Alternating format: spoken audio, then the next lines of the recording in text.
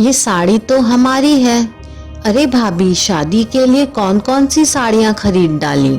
पलक ने नंदिनी से मुस्कुराते हुए पूछा। नहीं जीजी, इस बार तो पुरानी साड़ियों से ही काम चलाऊंगी। जब से लॉकडाउन हुआ है, चीकू के पापा की स्थिति कुछ खास संभली नहीं, तो मैंने ही मना कर दिया नई साड़ियाँ लेने के लिए। नंदिनी ने सहजता से जवाब दिया।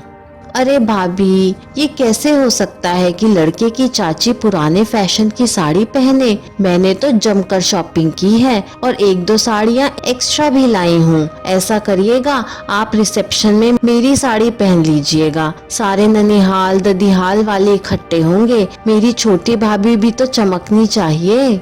नहीं जीजी, आपने कह दिया है, यही मेरे लिए बहुत है। मैं अपनी ही साड़ी में कंफर्टेबल महसूस करूंगी। नंदिनी ने बहुत शालीनता से मना कर दिया। मतलब आप मुझे गैर समझती हैं, तभी मना कर रही हैं। अरे गैर क्यों, आप मेरी ननंद हैं। लेकिन आपके भैया को भी अच्छा नहीं लगेगा। भैया को तो मैं मना लूंगी। खैर, रिसेप्शन वाले दिन पलक ने नंदिनी को जबरदस्ती अपनी नई साड़ी पहनने पर विवश कर दिया। दोनों की पर्सनालिटी एक ही थी, तो ब्लाउज की भी समस्या नहीं आई। लेकिन रंग रूप में नंदिनी बहुत खूबसूरत थी, तो वो काले रंग की साड़ी नंदिनी पर कुछ ज्यादा ही खिल उठी, जैसे काली स्याह रात में पूर्णिमा का चांद खिलखिला रहा हो, और वो नाम के अनुरूप जगमगा भी रही थी। अब तो जिसे देखो वो नंदिनी और उसकी साड़ी की प्रशंसा कर रहा था। नंदिनी, तुम्हारी साड़ी तो सचमुच बहुत खूबसूरत लग रही है, और तुम्हारे रंग रूप ने तो इस साड़ी में चार चांद लगा दिए।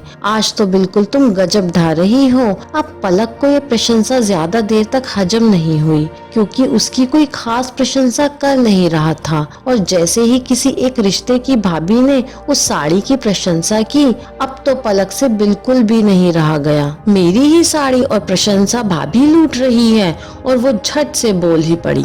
अरे भाभी, ये साड़ी तो हमारी है। हमने ही नंदिनी भाभी को पहनने के लिए दी है, वरना तो इस समय वो कीमती साड़ी खरीदने की परिस्थिति में ही नहीं थी।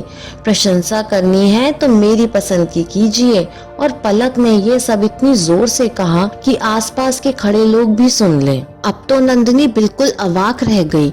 ये क्या कह रही है ननंद रानी? एक तो मुझको इतनी जिद करके जबरदस्ती साड़ी पहनाई, और चार लोगों के बीच में मेरी बेइज्जती करवा रही हैं। हे भगवान, अब मैं क्या करूं?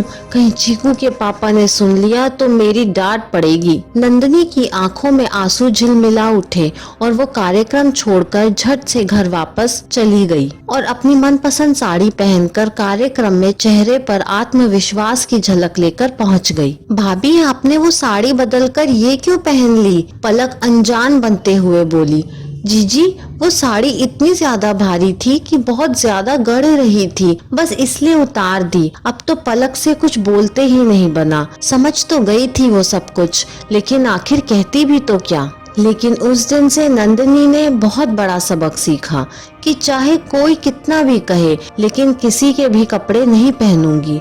सही कहते हैं चीकू के पापा, अपनी दाल रोटी ही भली, दूसरे की थाली का पुलाव बिल्कुल भी अच्छा नहीं। ये कहानी आपको कैसी लगी, मुझे कमेंट करके ज़रूर बताइए। कहानी पसंद आई हो तो लाइक, शेयर और चैनल को सब्सक्राइब करना ना भूलें। कहानी सुनने के लिए आपका बहुत बहुत धन्यवाद।